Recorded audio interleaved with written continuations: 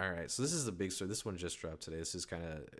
This is more about entertainment at large, but this does affect video games. We just don't necessarily know how. But Netflix has agreed to buy Warner Brothers, including game developers behind Mortal Kombat, Hogwarts Legacy. Um, it is, if you're unaware, I'm just going to read a little bit from this article posted by Andy Robinson over at VGC Video Games Chronicle. After weeks of bidding from companies including Comcast and Paramount Skydance, the pair announced a deal worth 82.7 billion in enterprise value on Friday. According to Netflix, the deal brings together two pioneering entertainment businesses, combining Netflix's innovation, global reach, and best-in-class streaming services with Warner Brothers' century-long legacy of world-class storytelling. So some other beats I've seen from this, I don't necessarily know if they're in this article per se, but the Netflix's intent is to keep a lot of the branding for Warner Brothers. They've said that they'll keep HBO Max around. I don't know how true that is or how long that lasts. But yeah, of course, with all this, that does mean it does acquire the WB Games studios. So yeah, like we mentioned before, NetherRealm and Rocksteady, amongst others. Yeah, no real word on what this means for the gaming side of things. They kind of put it in as an afterthought when they were trying to sell themselves, and I don't know if Netflix fully understands that they now have Mortal Kombat, but we'll see. What do you? What are your thoughts on all this? I think it's pretty unlikely that they hold on to WB Games. Mm-hmm. I I do think it's interesting that they'd spend $82 billion to buy the Nemesis system, though. Who would have knew it was that valuable? Don't. Not my Uh, joke. Not my joke, but that's a great joke. that's Get great and it uh hurts.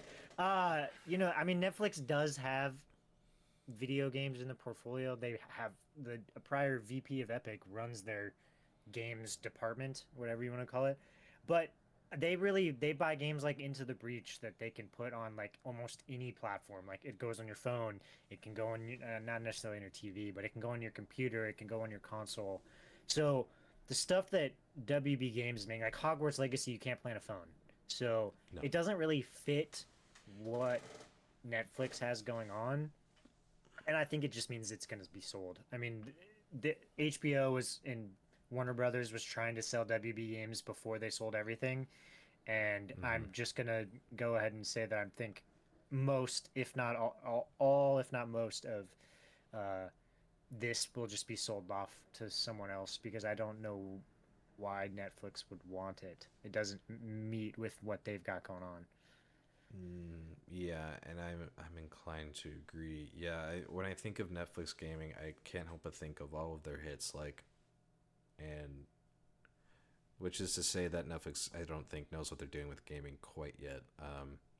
They like Austin mentioned, they do have a former Epic VP in there now, so there's still time for it to turn around. But I don't know if that story includes Rocksteady, the next Arkham game, the next Hogwarts game, or Mortal Kombat. Uh, I could easily see The one that yes, could be interesting for them is they own the Lego games now, right? They own TT. yeah, I think that would include TT. Yes, I do believe so. So that could fit into their portfolio. Like, I mean, I think you can already play like the old Lego Star Wars games on your phone. Yeah. So like that kind of stuff, maybe that stays around. And the thing about TT Games is because they make like all of these brand tie-in Lego games, Mm-hmm. that fits with like maybe they'll make a Stranger Things Lego game or I could see whatever, that. Yeah. some other uh prominent Lego IP that they own. K-pop Like Demon that Hunters.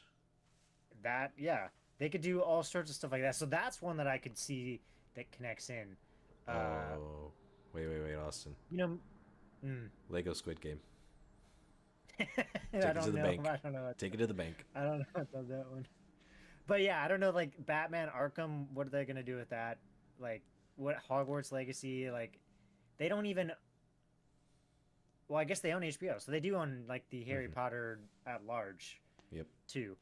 But yeah, I just don't. I don't know how it fits into their portfolio. I think it's the same thing. Like they got the music side of it too, right? And it's like Mm, I don't know that they're gonna hold on to that either.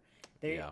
From what I understand, a lot of it is like debt financing. They didn't Hmm. uh, do it in straight cash. Yeah.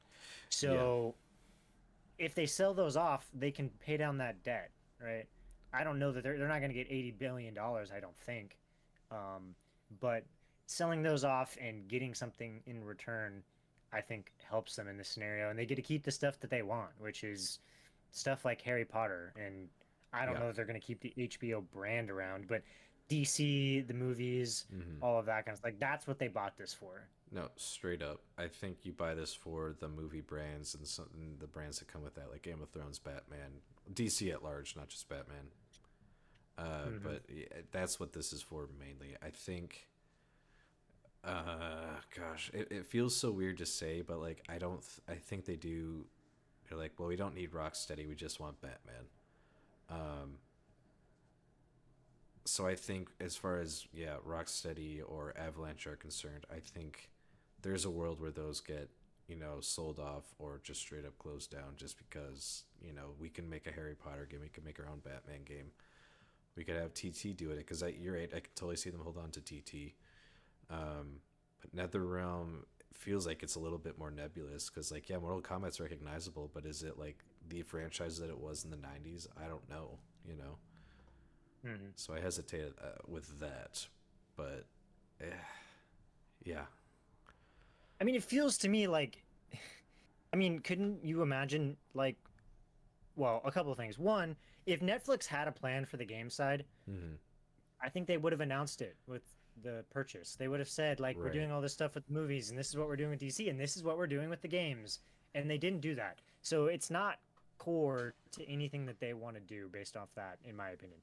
But Sure. also, I mean, couldn't you see Microsoft coming in and being like, yes, I will buy Rocksteady. I will buy NetherRealm. I will buy, what do you know what I mean? Like, Yeah. I can't remember who makes Hogwarts Legacy, but their team. Like I could see one of these big guys who have already been going around buying all up all of these studios, Avalanche, these are obvious potential purchases. Mm-hmm.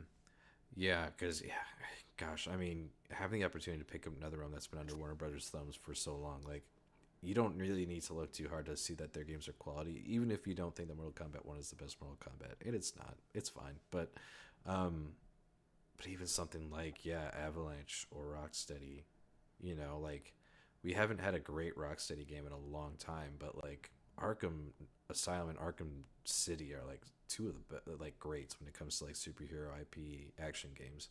So what if Hmm. Sony's like, hey, we make superhero games. Why don't you come over here help out Insomniac or something? Like make a good game for once. Okay. But I don't know, because then it just kind of feels a little bit. I don't know, because I don't like the idea of more smaller studios being consolidated more. Like I know that's how we got where we are. It's where it's how Rocksteady and Avalanche. I don't know actually if those were acquired by WB. I don't actually recall, but um, it feels a little icky. Even though I don't want them to stay under Netflix, it's like, well, do they go somewhere else? Do they go independent? What does this necessarily mean for them? Because I think NetherRealm would be fine on their own. I think they need Mortal Kombat to stay afloat. So it's a matter of do they get the IP with that? Hard to say. I don't know if Netflix would be so willing to part with it because it does still have that recognition, but there's just there's so many question marks here. But I do agree. I don't see Netflix holding on to a lot of these because I think their big focus is smaller games, bite-sized games you can play on your phone. We got Monument Valley 3. We got whatever that Black Mirror game was, and Into the Breach. We're not looking for Hogwarts Legacy 2, um, No. which sounds kind of insane to say out loud because that game is still selling gangbusters. So Yeah.